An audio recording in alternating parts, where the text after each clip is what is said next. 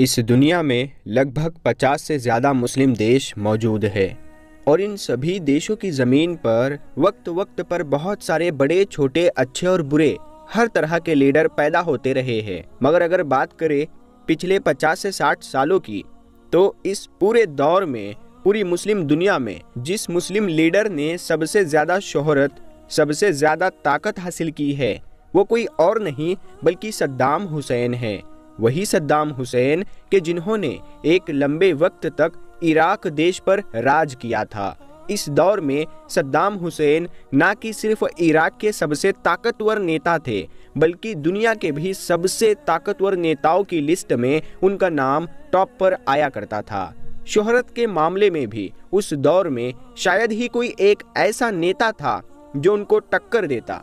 मगर फिर अमेरिका की तरफ से उनके ऊपर बहुत बड़े बड़े इल्ज़ामात लगाना शुरू कर दिए गए, जिसके नतीजे में पहले जंग हुई और फिर बाद में सद्दाम हुसैन की गिरफ्तारी हुई और आखिरकार 30 दिसंबर 2006 को उनको फांसी के फंदे पर चढ़ा दिया गया।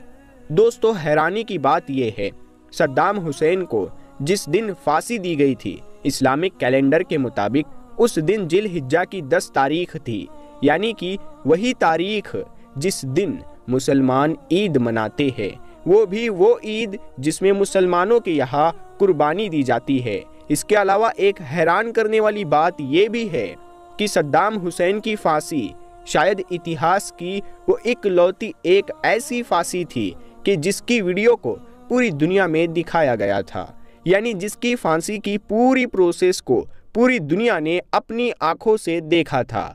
हर इंसान सद्दाम हुसैन की फांसी को उस दौर में अपने मोबाइल या अपने टीवी की स्क्रीन पर देख रहा था। आपको बताते चले कि जब सद्दाम हुसैन को फांसी से पहले जेल में कैद किया गया था, तो उनकी हिफाजत करने के लिए उनके ऊपर 12 स्पेशल कमांडो को तैनात किया गया था। ये वो 12 स्पेशल कमांडो थे जिनको बहुत सारी फौजों से सिलेक्ट किया गया था। वो सारे के सारे अपने डिपार्टमेंट के एक्सपर्ट्स माने जाते थे। मगर हैरानी की बात यह है कि जिन स्पेशल कमांडो को सद्दाम हुसैन की हिफाजत के लिए रखा गया था, वो कमांडोज खुद सद्दाम हुसैन के दोस्त बन गए थे। इन्हीं 12 सिपाहियों में से एक सिपाही ने सद्दाम हुसैन की मौत के बाद उनके ऊपर एक किताब भी लिखी थी, जिस किताब के अंदर ऐसे ऐसे खुलासे किए गए जिससे पूरी दुनिया हैरान रह गई, क्योंकि इस किताब में सद्दाम हुसैन के बारे में वो सारी चीजें लिखी गई थी जिनसे पूरी दुनिया बेखबर थी।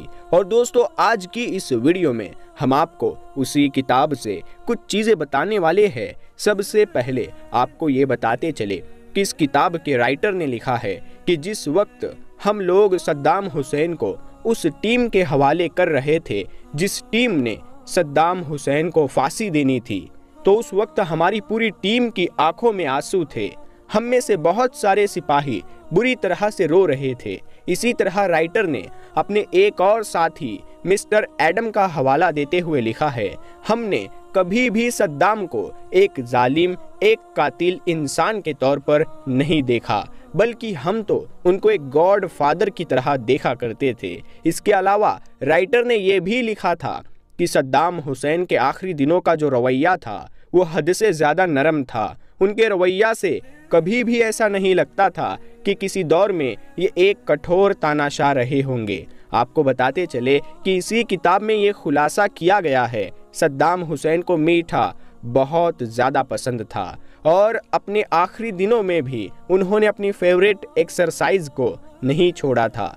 अलग अलग खानों को टेस्ट करना भी उनको बहुत ज्यादा पसंद था। प्यारे दोस्तों, सद्दाम हुसैन के आखिरी दिनों में उनके साथ ज्यादातर वक्त गुजारने वाले अमेरिकी फौजियों ने इस बात का खुलासा किया है कि सद्दाम ने अपने आखिरी वक्त में जब उनको फांसी पर ले जाया जा रहा था, तो उन्होंने एक कोट की मांग की थी, यानी उन्होंने कहा था कि मुझको पहनने के लिए एक कोट दिया जाए। और ये मांग उन्होंने एक बार नहीं बल्कि 2-3 बार की थी और आखिरकार वहां मौजूद लोगों को सद्दाम हुसैन को पहनने के लिए कोट देना पड़ा था। जब उनसे ये सवाल किया गया था कि ये वो आखिरी वक्त में ये कोट क्यों पहनना चाहते हैं, तो सद्दाम हुसैन ने ये जवाब दिया था, क्योंकि आज बहुत ज़्यादा सर्दी पड़ रही है, हो सकता है कि जब मुझे फांसी के फंदे पर लटकाया जाए तो सर्दी की वजह से मेरा जिस्म कांपने लगे और इसको देखकर मेरी कौम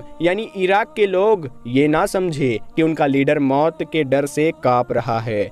दोस्तों, सद्दाम हुसैन के आखिरी वक्त में उनके साथ रहने वाले सिपाहियों के मुताबिक वो अपनी ज़िंदगी के आखिरी वक्त में बहुत ज़्यादा सुकून में थे। सुबह उठकर उन्होंने सबसे पहले अपनी पसंद का नाश्ता किया, उसके बाद वज़ू करके नमाज अदा की। फजर की नमाज अदा करने के बाद वो अपने बिस्तर पर बैठकर फांसी का टाइम आने का इंतज़ार कर रहे थे और इसी बीच में उन्होंने अपने बिस्तर पर बैठकर कुरान की तिलावत शुरू कर दी थी। सद्दाम हुसैन के साथ रहने वाले सिपाहियों का ये मानना है कि इस वक्त में सद्दाम हुसैन बहुत ज़्यादा मुस्कुरा रहे थे और यकीनन उस वक्त उनकी ये मुस्कुराहट हमें ज़्यादा कंफ्यूज कर रही थी, अमेरिकी सैनिकों को और भी ज़्यादा सोच में डाल रही थी, क्योंकि उनको हैरानी थी कि आखिर एक इंसान अपनी मौत से चंद लम्हे पहले इतना ज़्यादा सुकून और इत्मीनान में कैसे रह सकता है। दोस्तों, फांसी हो जाने के बाद सद्दाम हुसैन की बॉडी को एक फौजी हेलीकॉप्टर की मदद से टिकरित शहर के उसी गांव में पहुंचा दिया गया था जिस गांव में सद्दाम हुसैन की पैदाइश हुई थी और वहां पर ही उनकी बॉडी को दफना दिया गया। उसके बाद उसके ऊपर एक मकबरा भी बना दिया गया था। तब से लेकर आज तक लगातार हर साल 28 अप्रैल के दिन यहाँ पर बहुत सारे लोगों की भीड़ जमा होती है, क्योंकि ये सद्दाम हुसैन की सालगिरह का दिन होता है। इस दिन जमा होने वाले लोगों में बड़े लोगों के साथ साथ स्कूल के छोटे बच्चे भी शामिल होते हैं। हालांकि आपकी नॉलेज के लिए ये बताते चले कि सद्दाम हुसैन का मकबरा भी हमेशा ही विवादों में रहा है, क्योंकि इसके बारे में इराक के ज़्यादातर लोगों का यही मानना है कि अब सद्दाम हुसैन के मकबरे में उनकी बॉडी मौजूद नहीं है। उनकी बॉडी को बहुत पहले ही निकाल लिया गया था। अब ये बॉडी उनकी कब्र से किसने निकाली, किस तरह से निकाली, इसके बारे में अलग अलग लोग अलग अलग राय रखते हैं। कुछ लोगों का मानना है कि जब सन 2015 में इराक की फौज और ISI के बीच लड़ाई शुरू हुई थी तो उसी लड़ाई में सद्दाम हुसैन के मकबरे को तबाह कर दिया गया था, जिसकी वजह से उनकी लाश भी कब्र से गायब हो गई थी। कि जब कुछ लोगों का ये मानना है कि ऐसा शिया संगठन जो सद्दाम हुसैन से हद से ज़्यादा नफरत किया करते थे, उसने सद्दाम हुसैन के मकबरे पर बम से अटैक करके उनकी बॉडी को उनकी कब्र से गायब कर दिया है। जबकि बचे हुए लोगों का ये मानना भी है कि बल्कि सद्दाम हुसैन की बॉडी को उनकी कब्र से उनकी किसी दुश्मन ने गायब नहीं किया, बल्कि खुद उनकी बेटी हाला ने, जो कि जॉर्डन में रहती है, वो एक बार अपने पर्सनल प्लेन से चुपके से इराक आई थी और इराक आकर अपने वालिद की कब्र में उनकी बॉडी को निकाल कर अपने साथ जॉर्डन ले गई थी। हालांकि इस बात में कोई शक नहीं है, सद्दाम हुसैन की कब्र के साथ कुछ ना कुछ तो ज़रूर हुआ था। फिलहाल दोस्तों, आज की अपनी इस वीडियो को हम यहीं पर ख़त्म करते हैं।